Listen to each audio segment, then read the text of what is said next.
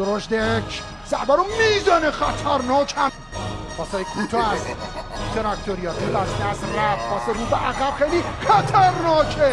تراکتوریا پرداخته میشه.